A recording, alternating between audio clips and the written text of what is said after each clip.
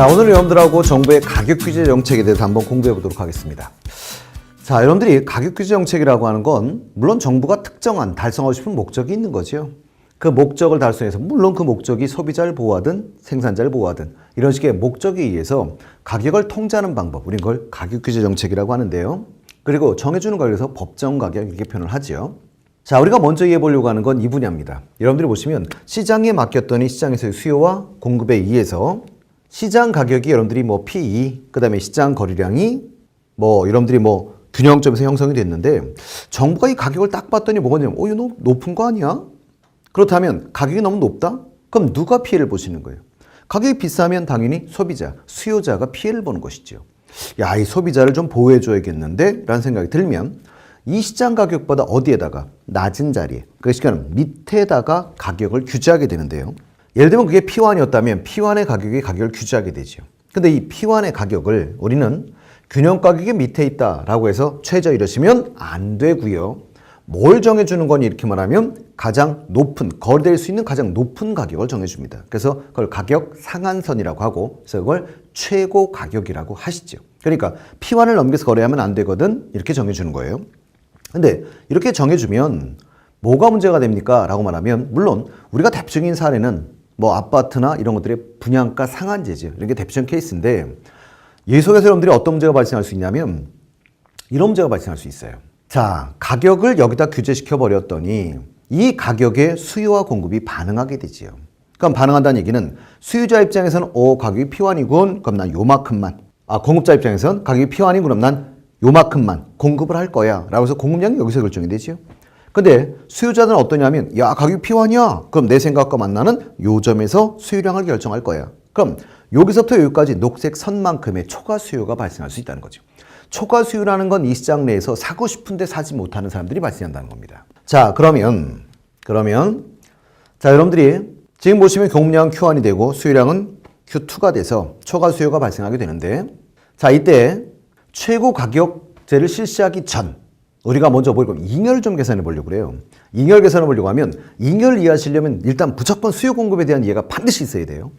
수요 곡선 여러분들이 사고자 하는 욕구죠. 뭐에 반응하는? 가격에 반응하는. 그럼 예를 들어서 하나만 제가 써놓고 시작을 하십시다. 이게 지금 잉여인데 잉여 전에 예를 들면 그럼 이게 수요 곡선이라면 이 수요 곡선 그럼 각각의 가격에서 사고자 하는 구체적 수량이지요.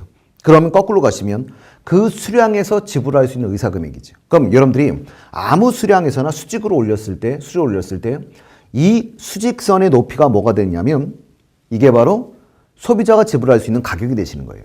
그러면 예를 들어서 요 수량에선 예를 들면 이만큼을 난 낼 수 있거든. 요 수량에선 이만큼 낼 수 있거든. 나 요 수량에선 이만큼 낼 수 있거든. 이런 식이거든요.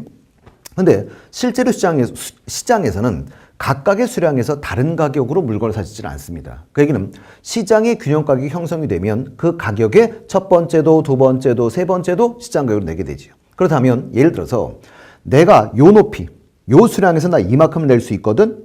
그런데 시장 가격이 균형점이 여기라 요 가격을 내게 된다면 요만큼 소비자가 덜 낸 돈이지요. 그러면 요 높이는 다 뭐냐면 소비자가 덜 낸 돈이 되세요. 이걸 소비자 잉여라고 하시는 거죠. 그런가 하면 공곡선도 한번 이해해 보실까요? 공곡선은 예를 들면 각각의 가격에서 팔고자 하는 구체적 수량인데 거꾸로 가면 그 수량에서 받아야겠다는 의사 금액이죠. 그럼 예를 들어서 공급자 입장에서는 요 수량에선 나 요만큼만 받으면 돼. 요 수량에선 요만큼만 받으면 돼. 요 수량에선 요만큼만 받으면 돼. 그런데 각각의 수량에서 다른 가격으로 거래되지가 않죠. 시장에선 균형점에서 형성된 균형 가격에서 거래가 되기 때문에 다시 나는 요 수량에선 요만큼만 받으면 돼. 근데 얼마 받으세요? 이만큼을 받으시죠.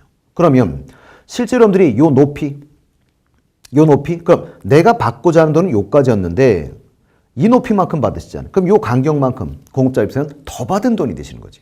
그러니까 요 밑에는 요 면적은 뭐가 되냐면 공급자 입장에서 시장에 거래를 토대로 해서 더 받은 돈이 되시는 거예요. 그러니까 요쪽은 공급자 득, 이쪽은 소비자 득. 그걸 뭐라 부르십니까? 거꾸로 해석하면 소비자가 시장의 거래를 토대로 여러분들이 덜 낸 돈이고 이쪽은 공급자가 시장의 거래를 토대로 그렇죠. 더 받은 돈이 되시는 거예요. 그렇기 때문에 이건 생산자 잉여, 이건 소비자 잉여라고 표현을 하지요. 그림으로 표현해드리면 그래서 이 자리가 이제 소비자가 덜 낸 돈, 소비자 잉여라고 하시고요. 여러분들이 보시면 이 자리는 공급자가 더 받은 돈, 생산자 잉여라고 하십니다. 그래서 시장의 균형점에서 소비자 잉여와 생산자 잉여는 항상 최대가 됩니다. 최대가 되는데 만약 가격 규제를 하게 되면 어떤 일이 발생하죠? 이렇게 말하면 여러분들이 아까 균형점이 여기였지요. 그럼 여기에서 위의 삼각형이 소비자 잉여, 밑에 게 생산자 잉여였었는데 문제점이 여러분들이요. 가격 규제를 하게 되면 요 점에서 초과 수요가 이만큼 있긴 하지만 결국 여기에서밖에 거래가 이루어질 수밖에 없지요. 그래서 거래량은 어떻게 됩니까? 그러면 실제로 여긴 초과 수요고요. 거래량은 요 자리에서 거래량이 이루어지게 돼요. 그렇다면 소비자잉여는 어떻게 됩니까? 이렇게 말하면 소비자잉여는 이 사각형이 되죠. 파란 사각형. 그러고 생산자잉여는요. 그러면 요 빨간 삼각형이 되시는 거예요. 그래서 여러분들이 보시면 물론 이때 보면 잉여가 어느 쪽에서 많이 줄어듭니까? 생산자 잉여가 많이 줄어들게 되죠. 생산자 잉여가 요만큼이었으니까 거기서 요만하니까 엄청나게 줄어들죠. 소비자 잉여는 여러분들이 사실은 늘어날 수도 있지요. 왜 그렇습니까? 이렇게 말하면 소비자를 보호하려고 시작하니까 소비자 잉여는 크게 줄지 않습니다. 근데 생산자가 그걸 다 떠안게 되고요. 또 한 가지는 아까 재밌는 건 어쨌든 이 삼각형이 생산자가 가졌든 소비자가 가졌든 누군가 가졌던 것 중에 요만큼은 소비자가 요만큼 생산자가 이건 어디로 간 거예요? 날라갔다라고 하지요. 그런 걸 사회적 순손실, 이 노란 점 이거 우린 후생의 감소라고 표현하십니다. 그래서 정부가 어떤 형태로든 개입을 하게 되면 뭐가 단점이죠? 이렇게 말하면 사회적 소비자 잉여와 생산 잉여를 더한 걸 우리는 사회적 잉여라고 하는데요. 사회적 잉여 중에 이렇게 아무도 못 갖고 날아가는 자리가 생겨요. 이렇게 말하는 거죠. 그래서 여러분들이 하나 알아두면 좋겠고 그럼 이제 반대로 한번 해보십시다. 우리 최고가격제를 한번 해볼게요. 자, 여러분들이 요것도 한번 해보고 할까요? 그럼 우리 아까 최고가격제에서 만약 여러분들이 초과 수요가 발생한다면 그럼 초과 수요가 발생한다면 아까 초과 수요라는 말의 뜻이 뭐예요? 사고 싶은데 못 사는 사람들이 있다는 거죠. 그럼 사고 싶은데 못 산다. 그런데 정부가 뭐래요? P1을 넘기고 거래하면 안 된다? 이렇게 했다는 거예요. 그럼 P1을 넘겨서 거래하면 우리 뭐가 되죠? 불법이신 겁니다.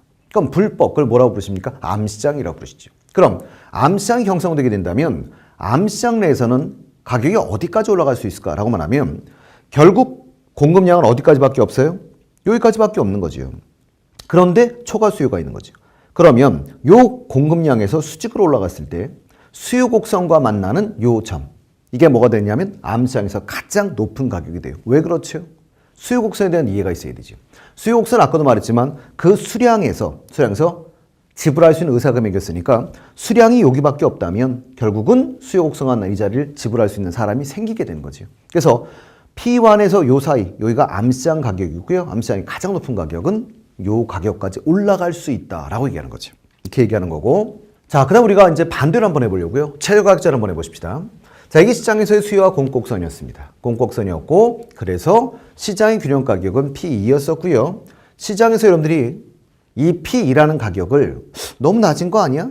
라고 정부가 판단을 내렸다면 그럼 이 가격이 너무 낮다면 누가 피해를 볼 거고 공급자가 피해를 볼 거고 공급자를 보호해줘야지 라는 생각이 들면 정부가 이 시장에 개입을 하지요. 그럼 이게 너무 낮았으니까 어디에다? 그 위에다 가격 규제 정책을 쓰게 되는데 그 위에다 가격 규제를 쓰는 경우 예를 들어서 P2에다 가격을 설정해 줬다. 그렇다면 이 P2는 뭘 의미하는 거냐? 이렇게 말하면 P2보다 위에 있으니까 최고입니다. 이러시면 안 되고요. P2라고 하는 이 가격이 여러분들이 거래할 수 있는 가장 낮은 가격을 정해주는 거예요. 그래서 가격 한선을 정해주는 거지. 그러니까 요 밑에서 내려와서 거래하면 안 돼라는 거니까 이걸 최저가격제라고 하고 실제로 최저가격제 우리나라가 쓰고 있는 대표적인 건 최저임금제입니다. 그래서 이런 케이스가 있고요.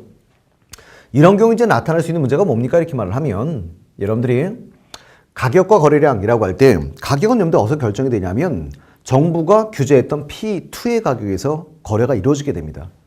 그런데 그 상태에서 뭐가 발생합니까? 그럼 가격이 P2야? 그렇다면 수요자는 난 P2에서 내 의사가 만나는 요점에서 수요량을 결정할 거고 공급자는 그 가격과 내 의사가 맞는 요점에서 공급량을 결정할 거야. 그럼 요만큼의 초과 공급에 직면하게 되죠. 즉, 자, 수요자는 주어지는 가격과 제 의사가 만나는 Q 안에서 수요량을 공급자는 그 가격과 자기 의견이 만나는 Q2 공급량을 결정해서 이만큼은 초과 공급. 쉽게 말하면 만들고 못 파는 이런 일이 발생할 수 있다는 거죠. 자, 그렇다면 우리가 또 한 번 확인해 보시면 여기도 똑같이 잉여의 변동이 어떻게 나타나는 걸 잠깐 확인해 볼 생각인데요. 최저 가격을 구사하기 전에는 지금 보시면 아까 한번 했었으니까 이게 되실 겁니다. 위에가 뭐가 될 거고요? 소비자 잉여가 될 거고 밑에가 생산자 잉여가 될 거예요. 될 건데 어떤 형태든 개입을 하면 이 사회적 잉여는 줄어듭니다. 이 삼각형의 면적은 줄어들게 되는데요. 자, 예를 들어서 아까처럼 최저 가격제를 실시하게 되면 이때 거래량은요. 거래량은 아까 보셨지만 여긴 초과 공급인 것 뿐이고요. 거래량은 여기서 결정이 되죠. 여기서 결정이 되기 때문에 여러분들 보시면 소비자 잉여는 뭐가 되고요. 요 삼각형이 됩니다. 아까 이 삼각형이었다가 지금 소비자는 요걸로 줄어들지요. 그리고 생산자 잉여는요 라고 하면 밑에 요만큼이 생산자 잉여가 되는 겁니다. 근데 중요한 게 뭐냐면 아까 보시면 딱 요만큼이 소비자, 요만큼이 생산자 잉여였었는데 누구도 못 가진 자리가 있어요. 어떤 그 잉여의 변동은 나타났는데 재밌는 건 그중에 누구도 못 가진 자리가 있다? 바로 요 자리죠. 이런 걸 후생 또는 잉여의 감소 또는 손실이라고 부르시는 거예요. 그래서 정부가 개입을 하면 어쨌든 간에 전체적인 사회적 잉여 중엔 감소가 나타난다는 사실은 꼭 기억을 해 두시면 좋겠습니다. 자, 그럼 여기도 마찬가지입니다. 여기도 암시장이 나타날 수 있는가? 나타날 수 있죠.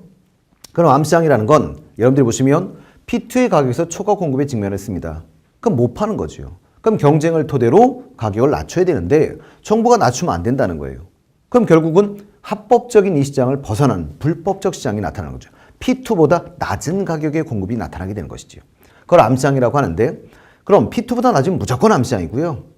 그럼 암시장의 최저 가격은 얼마까지 떨어질 수 있을까라고 말하면 자, 아까 보시면 알겠지만 여러분들이요. 자, P2의 가격에서 여러분들이 실제로 수요량이 여기가 뭐 Q1이었다면 Q1밖에 없지요. 그럼 결국은 팔기 위해서는 뭐 해야 되냐면 그 P1의 가격과 공곡선이 만나는 이 자리. 이 자리에서도 여러분들이 공급할 사람이 나타날 수 있다는 거죠. 그래서 암시장에서 가장 떨어질 수 있는 가격은 여기까지. 물론 여기서부터 여기까지는요. 그게 암시장 가격이 될 거고요. 그래서 이런 것들 한번 그래프로 한번 좀 봐두셨으면 좋겠습니다. 그래서 여러분들이 보시면 한번 나중에 그려보세요. 최고가격제 가능성 건 분양가 상한제고 저가격제는 최저임금제지만 최고가격제를 쓰게 되면 초과 수요가 발생한다는 점과 그 다음에 또 한 가지는 사회적 잉여가 변동하고 감소하는데 어떻게 변동하고 감소하는지 그 다음에 암시장은 가격이 어떻게 변동할 수 있는지 그 다음 마찬가지로 이렇게 최저가격제를 쓰게 돼도 똑같은 특징인 거죠. 뭐가 있냐면 첫 번째 여러분들이 봤을 때 초과 공급이 발생하게 되고 그때 보시면 잉여의 변동이 나타나게 되는데 그 잉여의 변동이 어떻게 나타나고 실제로 얼마나 순손실이 나타나게 되는지를 한 번쯤은 그려보시면 좋겠습니다. 자, 오늘은 여러분들하고 해서 뭐 있냐면 그래서 가격규제 정책이 가져올 수 있는 효과에 대해서 한번 정리를 해보셨는데요. 물론 여러분들이 그래프를 본다 해서 무조건 수월하진 않으세요. 하지만 뭐냐면 시각적으로는 조금 더 자기가 스스로 그려볼 수가 있기 때문에 한 번쯤 따라 그리시면서 생각해 보시는 것도 좋을 것 같습니다. 자, 오늘 수고하셨습니다.